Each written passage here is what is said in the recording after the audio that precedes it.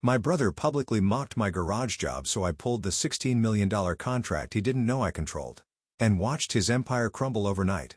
Hello everyone, before we start today's video I need your help. We've noticed that the channel is losing traction, and subscribing is one of the best ways you can help us. It's quick, free and allows us to continue bringing you great content. Your support means everything. Let's keep this channel growing together. Thank you very much. Now let's begin the video. Hello people. My name is Mason. I'm 32 years old, male, and my twin brother, Liam, also 32 years old, male. Couldn't be more different if we tried. Growing up, you'd think he was the chosen one while I was some disappointment they got stuck with in a buy one get one free deal. I was the twin who spent weekends rebuilding transmissions instead of networking at country clubs.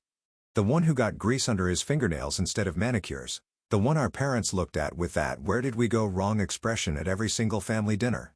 We weren't always so different. When we were really young, around 6 or 7 years old, we were inseparable. We built forts together, rode bikes around the neighborhood, normal twin stuff. But things started changing in middle school. Liam discovered he was good at sports and making friends. I discovered I was good at taking things apart and figuring out how they worked. By high school, we were complete strangers who happened to share the same face in the same house. Our whole lives, Liam was the success story. Varsity quarterback, honor roll, business school, designer clothes, the whole package. Meanwhile, I was the guy tearing down engines and fabricating custom parts that nobody in my family thought would amount to anything. I still remember the day I rebuilt my first carburetor at age 14. I spent all weekend on it, meticulously cleaning every part, figuring out how it all went together. When I finished, I ran into the house, excited to show my parents what I'd accomplished. They were in the living room, watching Liam's football highlights from Friday's game for the third time. "Mom, Dad, look what I made." I held up the gleaming carburetor. My mom barely glanced at it. "That's nice, honey." "Oh, look at that tackle Liam made." My dad didn't even look up. "Put that greasy thing away before you stain the carpet." That became the pattern for our entire adolescence and adult life. "When are you going to get a real job, Mason?" My mom would ask at least twice at every family gathering, while my dad nodded along with that disappointed head tilt. Liam would just sit there with that smug smile, sipping whatever trendy craft cocktail he was into that month. "Not everyone has the ambition to succeed, Mom." He'd chime in, like he was doing me a favor by explaining my existence. "Some people are just happy tinkering in garages." The worst part was how they all acted like they were concerned for my future, like they were trying to help me by pushing me toward a proper career path. They didn't understand that I already knew exactly what I wanted to do with my life. They just couldn't see the value in it. I remember one Thanksgiving when I had just graduated college. Liam showed up in a brand new Audi, wearing a cashmere sweater, talking about how he'd already lined up a fancy job at one of the biggest truck manufacturers in the country. "Director of Corporate PR," he announced, making sure everyone heard it. "Corner office, expense account, company car." He smirked at me across the table. "What about you, Mason? Still fixing up those junkers?" My dad actually laughed. "Maybe Liam can hook you up with a job in the mailroom or something." The entire extended family was there. Aunts, uncles, cousins. And they all chuckled along. My cousin Ethan, who I'd always been close with, gave me a sympathetic look from across the table. But he didn't speak up either. "Actually," I said, trying to maintain my dignity, "I've been developing some custom modifications for off-road vehicles. There's a real market for high-end tactical and expedition builds." Aunt Cheryl patted my hand condescendingly. "That's nice, dear. But wouldn't you rather have job security benefits, a retirement plan?" "Mason's just going through a phase," my mother said, as if I wasn't sitting right there. "He'll come around when he gets tired of getting his hands dirty." That cut deep, but I just shrugged and kept eating. Let them think what they wanted. I had plans they couldn't even comprehend. That night, after everyone had gone home, I sat in my garage, looking at the prototype suspension system I'd been developing. It was innovative. I knew it was. It could handle terrain that would destroy standard factory equipment. I'd already shown it to a few serious off-roaders who were impressed. There was something here, something real, even if my family couldn't see it. I made a decision that night I wouldn't waste energy trying to convince them of my worth. I'd just build something so undeniably successful they'd have to acknowledge it, or not.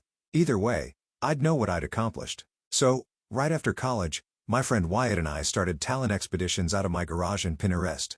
We focused on high-end tactical and overland vehicle modifications, turning regular 4x4s into apocalypse-ready beasts that could handle anything from Moab's trails to military deployment zones.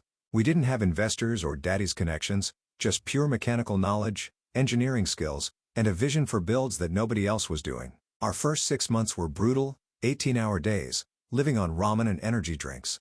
I sold my car to buy equipment, maxed out credit cards for our first CNC machine. We slept on cots in the garage because we couldn't afford rent and building the business. I remember many nights, lying awake on that uncomfortable cot, staring at the ceiling, wondering if I was making the biggest mistake of my life.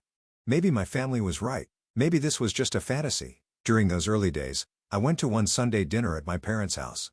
Liam was there, talking about the executive retreat his company had just paid for in Aspen. Meanwhile, I had grease permanently embedded in my fingerprints and bags under my eyes from lack of sleep. My mom pulled me aside in the kitchen. "Honey, you look exhausted," she said, actual concern in her voice. "This garage business is running you into the ground. It's not too late to apply for a real position somewhere. Maybe Liam could—" "I'm fine, Mom," I cut her off. "The business is just getting started. It takes time." "But is it actually making any money? Because it seems like—" I walked out of the kitchen before she could finish. I didn't go back for Sunday dinner for months after that. The first breakthrough came when we designed a modular roof rack system that could support a full camping setup while still being compatible with tactical gear.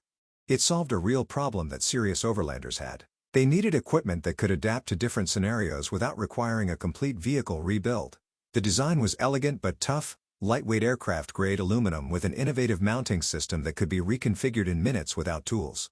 We'd spent countless hours perfecting it, testing it with ridiculous weight loads until we were confident it wouldn't fail in the field. We posted some pictures online in a few overlanding forums, and suddenly, we had orders coming in.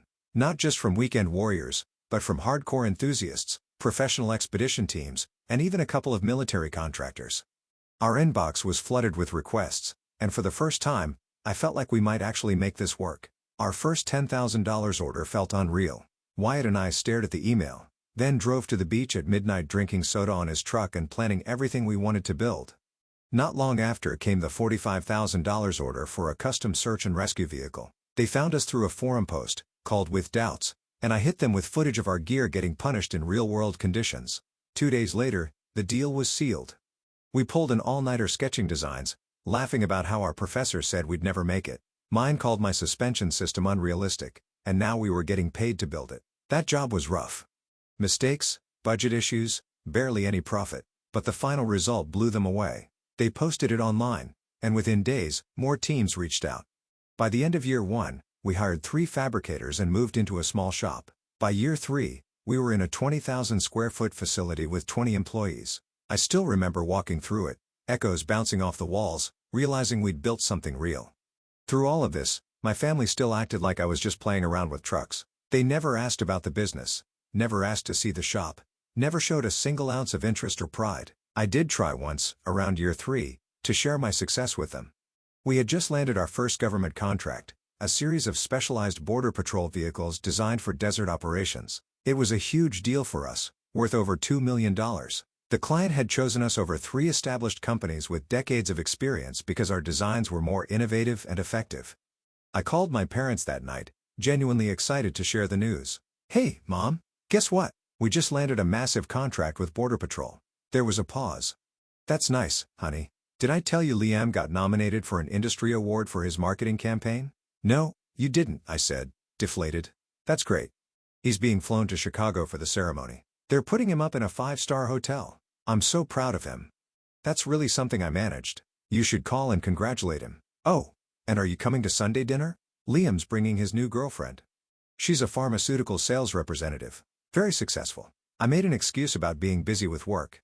After that, I stopped trying to share my accomplishments with them. At family gatherings, while Liam bragged about corporate retreats and executive lunches, I kept quiet about our military contracts, our expanding facilities, our growing client list. Why bother? They'd made up their minds about me long ago. Christmas dinner 2 years ago was a perfect example. We were all sitting around the table. My parents, Liam, me, and a few relatives. "Add lunch with the CFO today," Liam announced as he carved the turkey. "They're really grooming me for executive leadership." Mom beamed. "That's wonderful, honey. I always knew you were destined for the top." Dad raised his glass to Liam's continued success. Everyone clinked glasses while I silently took a bite of mashed potatoes. Then Mom turned to me. "Mason, sweetie, have you thought about going back to school? Maybe get an MBA like your brother? It's never too late to start a real career." I could feel everyone at the table waiting for my response, expecting me to admit that I'd wasted years of my life tinkering while Liam climbed the corporate ladder. I just smiled and said, I'm good with where I am, Mom. My Uncle Dave chuckled. Still fixing up trucks in your garage, huh? Well, I guess someone's gotta do it. If they only knew I'd signed the lease on our third facility that morning. If they only knew our revenue had just passed $20 million for the year. If they only knew I'd been interviewed for a major industry magazine the previous week. But they didn't ask, so I didn't tell them. I just passed the gravy and changed the subject. What they didn't know was that, by year 5, my company had over 50 employees across 3 locations, pulling in over $30 million a year. We had military contracts, a killer team, and a custom-built testing facility where we pushed vehicles through every extreme condition you can think of. We weren't just in the game, we were setting the standard. But the real thing they obviously didn't know was that one of our biggest clients was my brother Liam's company. The premium truck package they bragged about, our design, our build, our name behind it. He had no clue he was basically working for one of my clients. It started when one of their engineers saw our builds at a trade show and reached out. One meeting turned into a full-blown partnership. We handled the design and production. They slapped it on their trucks and marketed it like gold. It became their top-selling package, with buyers dropping an extra $30,000 just for our mods. I never said a word to my family. They kept acting like my garage business was cute while Liam paraded around like he ran the world. Every family gathering, he was showing off his Rolex, bragging about golf with execs, flashing that smug look like I was barely getting by. Meanwhile, I was running a multi-million-dollar operation he unknowingly depended on. My mom still introduced me as the one who works with cars while Liam got the red carpet. He's the executive. I could have set the record straight 100 times, but I didn't. Watching them stay clueless was its own kind of satisfying. But you should have seen how different our lives were. Liam's world was all conference rooms, PowerPoints and kissing executive backside. Everything was about appearance. The right watch, the right address, the right vacation photos for Instagram. Every time we'd see each other, he'd flash his Rolex or drop hints about his country club membership or the celebrity he met at some charity gala. Always with that "I've made it and you haven't look." He lived in a luxury high-rise downtown with floor-to-ceiling windows and a concierge. He drove a new car every 2 years. Always something German and expensive. His wardrobe was full of tailored suits and designer casual wear. He took vacations to places that looked good in photos. His entire life was curated for external validation. I lived differently. I bought a modest house on 5 acres outside the city where I could have a massive workshop and test vehicles without neighbors complaining. I still drove my restored 1978 Bronco most days, though I had a few other project vehicles. My closet was full of worn jeans, work boots and t-shirts with the occasional button-down for meetings. My vacations were spent in places like Moab, Baja and the Rubicon Trail testing new designs in real-world conditions and connecting with the overlanding community. My world was raw and real. Welding sparks, motor oil, rock music and a team of tatted-up builders and ex-military engineers pushing gear to its limits. Mornings were for design, afternoons for prototyping, evenings for testing, hard work, non-stop problem-solving. I came home wrecked but fired up, already thinking about the next build. There was this one time Liam stopped by the shop, the only time he ever came by. It was year 3 and we had just moved into our first real facility. He showed up unannounced in his pressed slacks and button-down, looking wildly out of place. I was in the middle of testing a new roll cage design with the team. We had the frame mounted on our hydraulic press, applying thousands of pounds of pressure to find the weak points. The shop was loud with machinery, music playing over the speakers and the team shouting measurements to each other. I was covered in metal dust and sweat, completely in my element. "So, this is your workshop?" he said, like he was visiting a third world country. He couldn't even hide his disgust at the grease stains on the floor. He winced as the hydraulic press made a loud hissing noise. "Yep," I said, not bothering to give him the tour. "It's quaint." He picked his way through the shop, careful not to touch anything. He stepped around a puddle of coolant, like it might leap up and attack his Italian leather shoes. "How many people work here?" "Just you and Wyatt?" "About 15 at that point," I said, nodding toward the team working in various areas of the shop. He laughed. 15 for a garage shop? Bit excessive, don't you think? I just shrugged. "We make it work." "What exactly do you do here, anyway?" "Just fix up old trucks." He gestured vaguely at a military-grade communication system we were installing in a tactical response vehicle.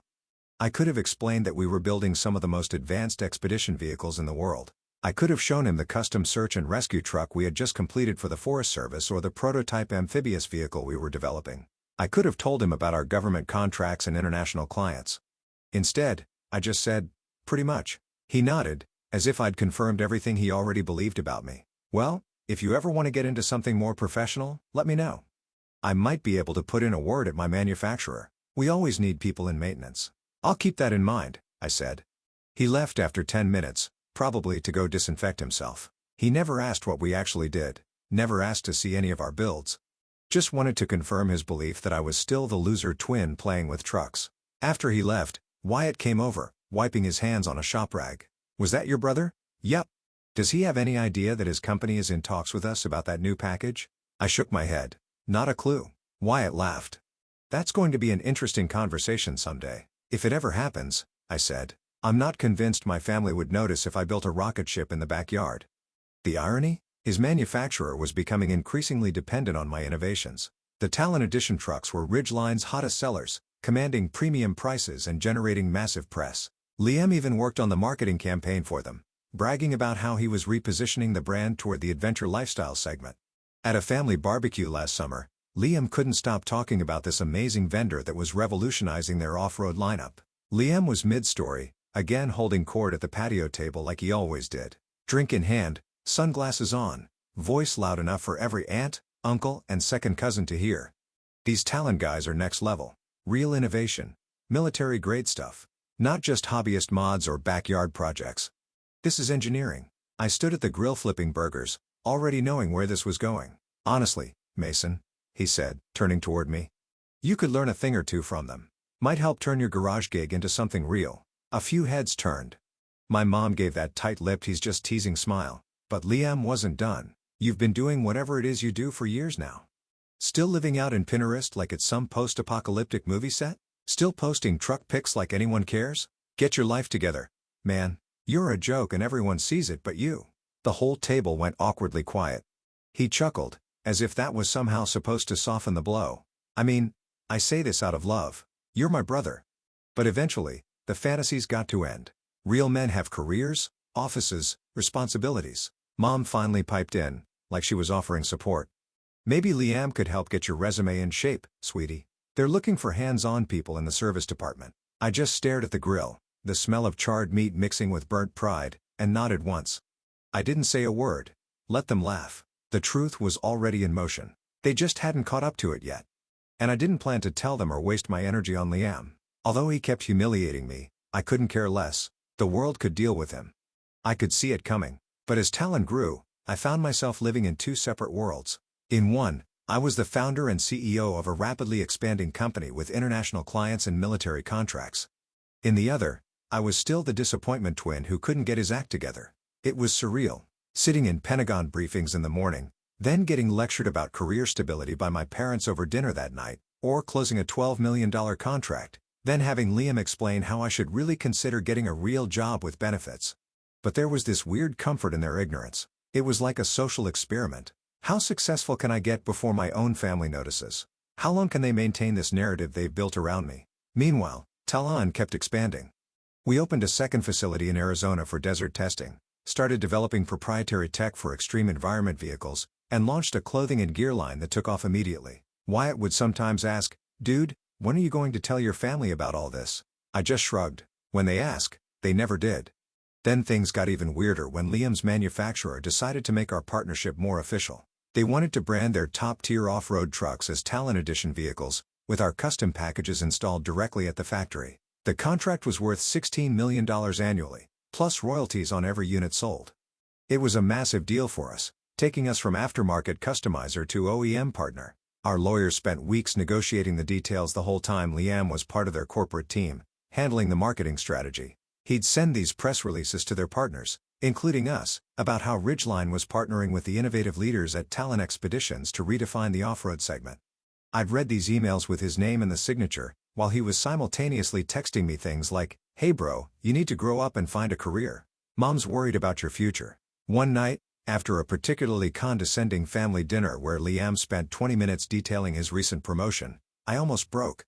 I almost pulled out my phone and showed them our company financials, almost told them that their golden boy was essentially working for his loser brother. But I didn't. Something told me to wait, to let this play out naturally.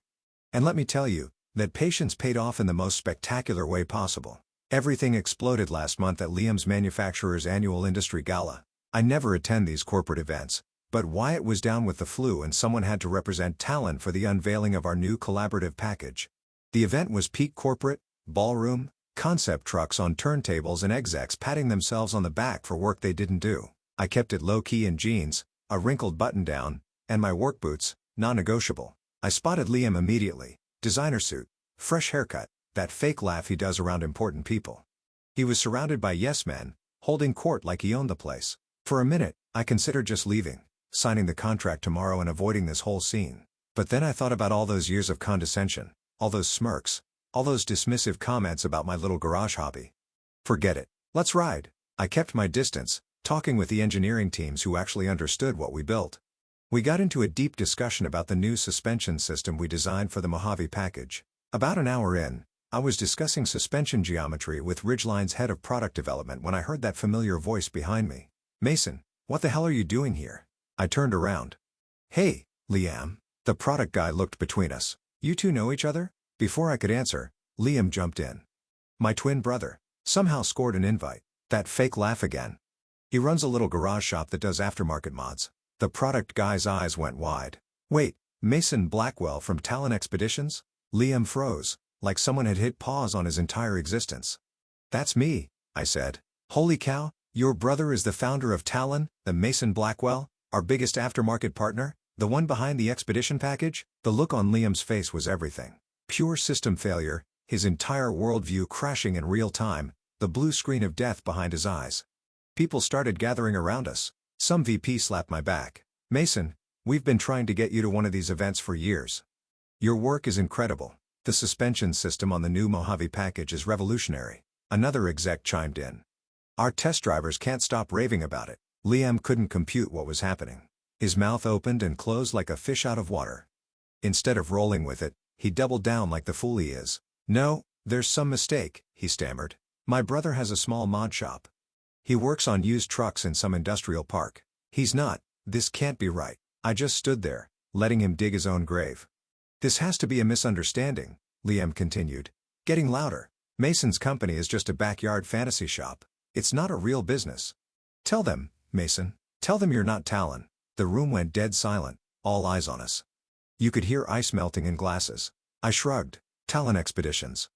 Founded it with Wyatt Keller in 2017. We do the expedition package for the Ridgeline Maverick and Iron Horse models. Just finalized the military contract for the Border Patrol vehicles last month. Liam looked like he'd been hit with a sledgehammer. Then the mask cracked completely. What the heck, he shouted, his face turning red. You've been working out of that shitty garage shop, always talking about custom builds like some hobbyist. You never mentioned Talon. You never said anything about military contracts. I kept my voice even. You never asked, Liam. That's when he lost it completely. The perfect successful twin, suddenly realizing he'd been living in his brother's shadow all along.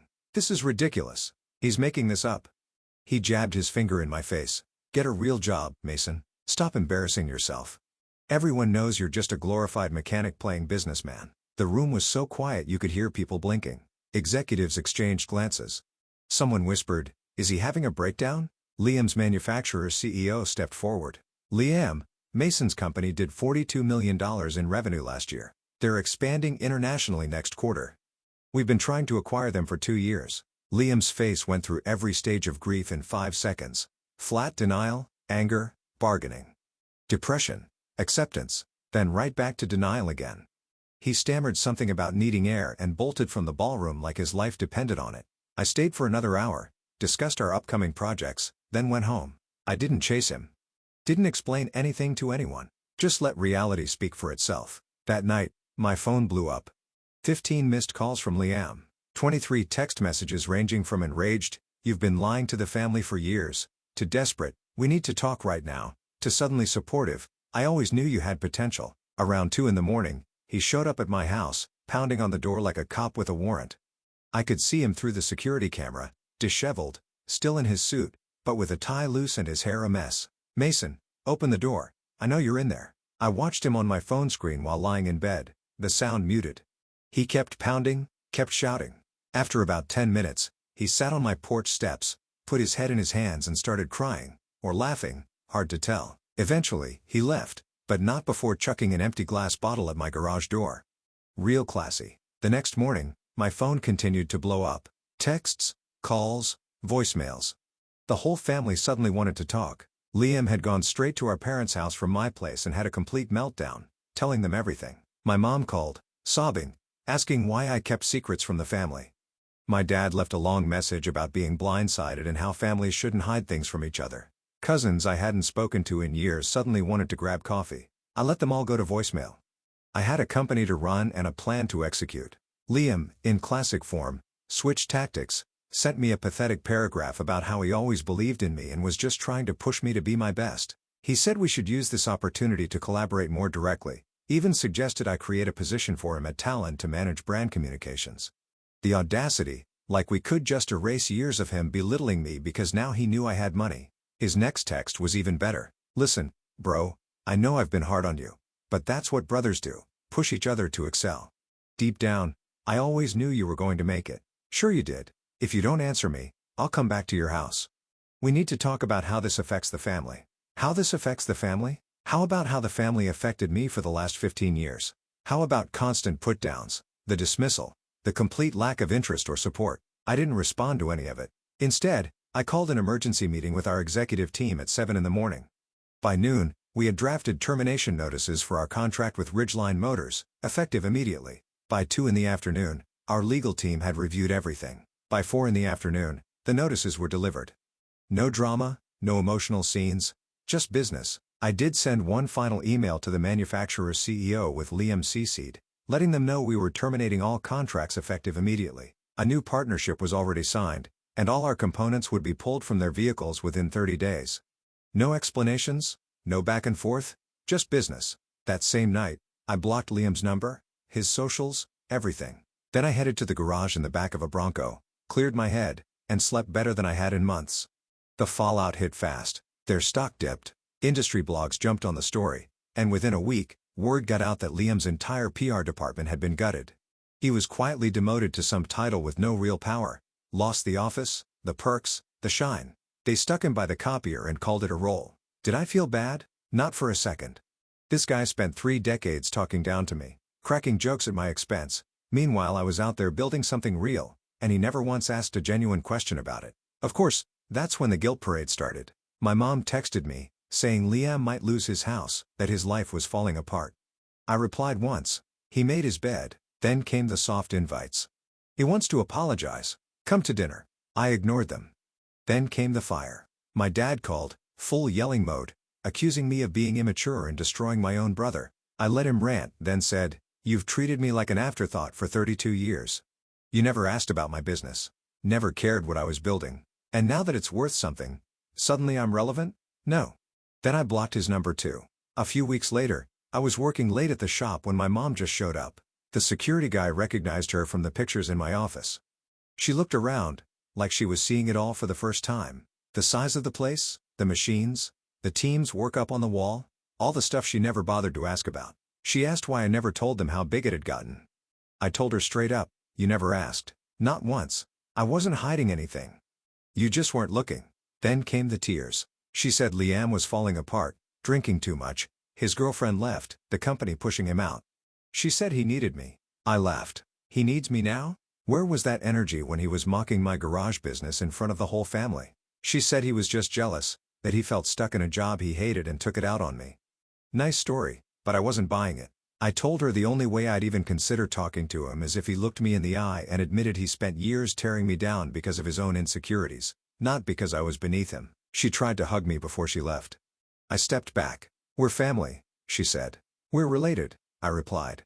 "There's a difference." 3 months later, I got a certified letter from Liam's lawyer, asking for financial help, claiming my company's decision wrecked his life, saying I had a moral obligation to help. My legal team sent back a one-liner.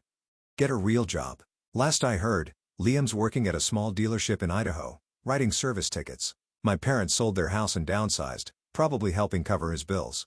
Not my problem. Meanwhile, we just crossed $75 million in revenue, locked in a 5-year military contract, and broke ground on my dream house. A mountain compound with a massive shop out back where I can build whatever I want, however I want. We've got 200 employees across 5 locations. Now, we started a foundation that trains and hires veterans, plus a scholarship program for low-income kids who want to get into engineering and fabrication. People ask if I miss my family. Truth? I miss the idea of family. The version where they support you, believe in you, show interest in what you're building. But I never had that to begin with, so I didn't lose anything real. I've got a new family now. The team, the shop, the people who saw value in what I was doing from the start. That's real. That's loyalty. Here's what I've learned. Success doesn't just reveal who you are. It reveals who everyone else is, too. Some people will never handle it when the one they look down on rises above them. They'll either pretend they always believed in you or try to pull you back down. Don't let them. Stop waiting for their approval. Stop thinking they'll ever give you what they never had the capacity for. Just build. Build well. Build loud if you want to. And when you're done, don't let them rewrite you.